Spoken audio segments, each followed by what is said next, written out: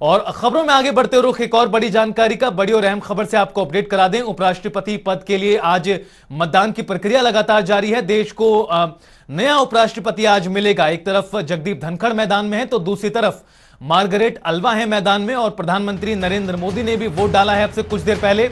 पूर्व प्रधानमंत्री डॉक्टर मनमोहन सिंह ने भी अपना वोट कास्ट किया।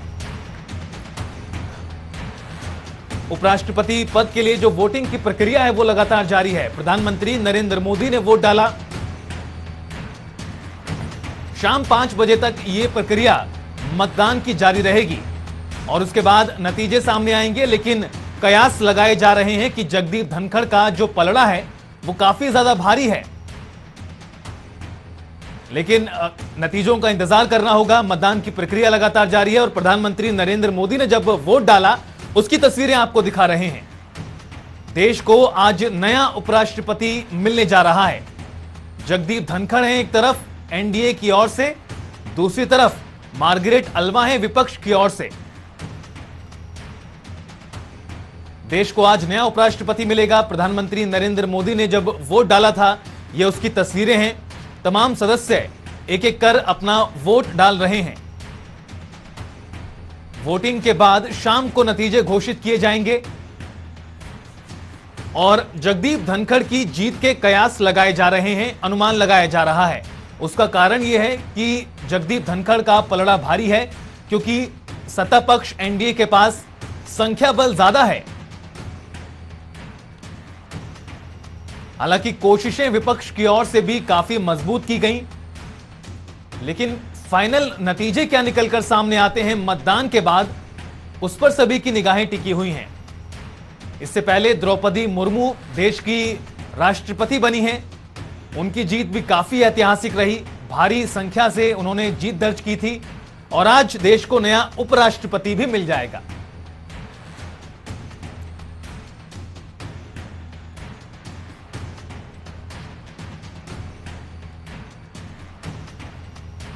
तो शाम 5 बजे तक ये वोटिंग की प्रक्रिया जारी रहेगी। तमाम जो सदस्य हैं वो अपना वोट डाल रहे हैं। वोटिंग के बाद शाम को नतीजे घोषित होंगे। शाम 5 बजे तक ये प्रक्रिया जारी रहेगी वोटिंग की।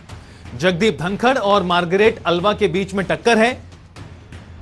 प्रधानमंत्री नरेंद्र मोदी ने जब वोट डाला उसकी तस्वीरें आपको दिखा रहे हैं। जगदीप धनखड़ एनडीए की ओर से हैं, मार्गरेट अल्वा विपक्ष की ओर से हैं। लेकिन संख्या बल के आधार पर जगदीप धनखड़ का पलड़ा काफी ज्यादा भारी है। शाम का इंतजार करना होगा जब वोटिंग की प्रक्रिया पूरी होगी और उसके बाद नाम का ऐलान होगा। स्पर्श शर्मा हमारे सहयोगी ज्यादा बातचीत के लिए जुड़ गए हमारे साथ। स्पर्श, वोटिंग की प्रक्रिया लगातार जारी है। उपराष्ट्रपति पद के चुनावों को लेकर एक एक कर तमाम जो सदस्य हैं वो वोट डाल रहे हैं। अगर बात करें मौजूदा वक्त की तो क्या अभी स्थिति वोटिंग को लेकर? देखिए, वोटिंग प्रक्रिया जो है पिछले 1 घंटे पहले शुरू हो चुकी थी और लगातार जो वोट है वो डाले जा रहे हैं। प्रधानमंत्री नरेंद्र मोदी अपना वोट डाल चुके हैं। उनके साथ साथ तमाम जो अन्य दिग्गज नेताओं की बात करें, केंद्रीय मंत्रियों की बात करें, वो अपना वोट जो है डाल चुके हैं। और शाम तक अगर बात करते हैं तो 233 राज्यसभा के और 543 जो लोकसभा के सांसद हैं वो अपना वोट जो है यहाँ पर डालते हुए नजर आएंगे। और ऐसे में अगर हम बात करते हैं तो ये सीधे तौर पर जो है प्रेफरेंस के रूप में जो चुनाव है वो होता हुआ नजर आता है कि पहली प्रेफरेंस जो है किसको मिलती हुई नजर आएगी और दूसरी प्रेफरेंस जो है किसको मिलती हुई नजर आएगी। एनडीए की तरफ से हम देख रहे हैं कि जगदीप धनखड़ जो है मैदान में उम्मीदवार हैं और विपक्ष की तरफ से बात करते हैं तो मार्गरेट अल्वा को जो है मैदान में उतारा गया था। जगदीप धनखड़ के संदर्भ में हम जानते हैं कि कितना जो प्रशासनिक अनुभव की बात करें या फिर राजनीतिक अनुभव की बात करें या फिर सामाजिक अनुभव की बात करें वो उनको देखने को मिलता हुआ नजर आता है। वहीं विपक्ष के उम्मीदवार मार्गरेट अल्वा के संदर्भ में भी हम जानते हैं कि वो जो है केंद्र में मंत्री रह चुकी है और तमाम जो अनुभव है उनको देखने को मिलता हुआ नजर आता है। लेकिन अभी संख्या बल के हिसाब से अगर हम समझने की कोशिश करें तो संख्या बल के हिसाब से जगदीप धनखड़ कहीं ना कहीं आगे देखने को मिलते हुए नजर आते हैं।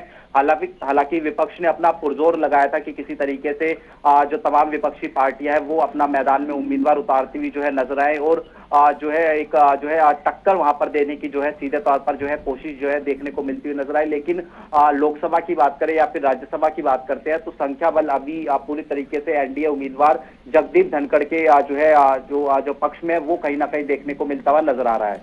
जाहिर तौर पर स्पर्श जो संख्या बल है वो एनडीए के पक्ष में ज्यादा है। क्या माना जाए, शाम का कितना वक्त और लगेगा? 5 बजे तक वोटिंग की प्रक्रिया चलेगी, उसके बाद कितना समय लगेगा फाइनल नतीजे सामने आने में? देखिए इसमें जो है बाकायदा पूरी वोटिंग शाम तक होती हुई नजर आएगी और उसके बाद लगभग 6 और 7 बजे के बीच का वो समय होगा जब जो है औपचारिक रूप से बाकायदा प्रेस कॉन्फ्रेंस करके ये ऐलान किया जाएगा कि कौन उम्मीदवार जो है मैदान में जीतता हुआ जो है नजर आया है। ऐसे में अगर हम इसको संख्या बल के हिसाब से भी देखने की कोशिश करें रितेश, तो जो एनडीए उम्मीदवार हैं जगदीप धनखड़, उनको एक बार फिर से 65% के आसपास जो वोट मिलने की संभावना है वो कहीं ना कहीं देखने को मिलती हुई नजर आ रही है, जिसमें हमने देखा था कि राष्ट्रपति चुनाव में भी कुछ इसी के पास जो वोट है वो जो द्रौपदी मुर्मू है उनको जो है मिलते हुए नजर आए थे। हालांकि विपक्ष ने पुरजोर कोशिश करी कि कांग्रेस के साथ साथ जो अन्य विपक्षी पार्टी है या शरद पवार की एनसीपी की पार्टी कही जाए या फिर जो नेशनल कॉन्फ्रेंस है उसको कहा जाए, एसपी कहा जाए, आम आदमी पार्टी कहा जाए, ये तमाम पार्टियां कहीं ना कहीं एक जो है जो प्लेटफॉर्म है वहां पर देखने को मिलती हुई नजर आए। लेकिन उसके बावजूद कई विपक्षी पार्टी ऐसी है जो जगदीप धनखड़ के संदर्भ में वोट अपना जो है डालती हुई नजर आएंगे और इसमें अब ये भी देखना होगा कि क्या कुछ ऐसे लोग भी होंगे जो अपना जो मन से वोट है वो कहीं ना कहीं जो है डालते हुए नजर आएंगे, अंतरात्मा की आवाज से वोट कहीं ना कहीं डालते हुए नजर आएंगे। क्योंकि हमने देखा था कि राष्ट्रपति चुनाव में एक भारी संख्या में जो क्रॉस वोटिंग है वो कहीं ना कहीं देखने को मिलती हुई नजर आई थी। अंतरात्मा की आवाज पर कई सारे जो सांसद थे, कई सारे जो अलग अलग राज्यों के विधायक थे, उन्होंने जो है वोट डाला था। तो ऐसे में दिलचस्प मुकाबला है, जगदीप धनखड़ आगे हैं। देखने वाली बात रहेगी कितनी लीड के साथ जो है जगदीप धनखड़ जो है जीतते हुए नजर आएंगे। बिल्कुल स्पर्श, विपक्ष की कोशिशों के बीच अगर इन चुनावों को आने वाले चुनावों के संदर्भ में देखें, 2024 के संदर्भ में, तो जगदीप धनखड़ राजस्थान से संबंध रखते हैं। किस तरह का मैसेज सत्ता पक्ष बीजेपी एनडीए देने की कोशिश इन चुनावों के माध्यम से होंगे? देखिए अगर हम जगदीप धनखड़ के नाम की अगर बात करते हैं तो जैसे ही जगदीप धनखड़ का नाम जो है इस लिस्ट में सबसे ऊपर निकलकर सामने आया, एनडीए ने अपने उम्मीदवार बनाया, उसके बाद से ये माना गया कि कहीं ना कहीं एक मैसेज देने की कोशिश की गई है भारतीय जनता पार्टी की तरफ से, जिसमें राजस्थान में चूंकि वो जो है संदर्भ रखते हैं तो वहां पर चुनाव है, हो सकता है कि इससे जोड़ के जो है और उनको जो है देखा जाए और एक वो विशेष समुदाय की अगर बात करें, जाट कम्युनिटी की बात करें, उनसे जो है संदर्भ रखते हैं। और जाट कम्युनिटी का अगर हम प्रभाव की बात करें तो राजस्थान में देखने को मिलता हुआ नजर आता है, पंजाब की बात करें, हरियाणा की बात करें, उत्तर प्रदेश की बात करें और कुछ जो छोटे जो राज्य हैं उनकी बात करें, वहां पर देखने को मिलता हुआ नजर आता है। तो एक कैंडिडेट के माध्यम से बड़ा जो है विजन कहीं ना कहीं भारतीय जनता पार्टी और एनडीए जो है इसमें लेकर चलती हुई जो है नजर आ रही थी। अब ऐसे में इसका कितना फायदा जो है होता हुआ नजर आएगा, क्योंकि हम देख रहे हैं कि निश्चित तौर पर एक जो उम्मीदवार जगदीप धनखड़ बनाए गए उनके पीछे पूरी कम्युनिटी कहीं ना कहीं खड़ी देखने को मिलती हुई नजर आती है। हमने दिल्ली में देखा था कि जो अलग अलग जो उनके समाज से ताल्लुक रखने वाले सांसद थे उनकी तरफ से उनका स्वागत भी जो है दिल्ली में किया गया था, चाहे वो जो ब्रजेंद्र सिंह है उनकी बात करें या फिर अन्य जो उन्हीं की कम्युनिटी से संदर्भ रखने वाले सांसद है उनकी बात करें। तो ऐसे में एक संदेश देने की कोशिश जो है कहीं ना कहीं की जाती है कि जो एक तबका है उसका आगे बढ़ाने के लिए जो काम है वो कहीं ना कहीं जो भारतीय जनता पार्टी है या फिर सरकार है वो करती हुई नजर आ रही है। जिस तरीके से हमने देखा कि राष्ट्रपति चुनाव में एक संदेश देने की कोशिश की गई कि एक जो सबसे पिछड़ा तबका होता है उसको जो है सबसे उच्च पद देने की जो कवायद है वो वहां पर देखने को मिलती हुई नजर आई। तो एक संदेश है। अब इसका कितना असर अगर हम कहें कि राजस्थान के आने वाले चुनाव में होता हुआ नजर आएगा, वो देखने वाली बात रहेगी। बिल्कुल इंतजार करना होगा स्पर्श, लेकिन इन चुनावों ने एक बात और साबित कर दी कि जो विपक्ष की एकजुटता का दम भरा जाता रहा है लंबे वक्त से, उनका मखौल उड़ा राष्ट्रपति पद के चुनावों में भी कुछ वैसी स्थिति आज भी बनी हुई है।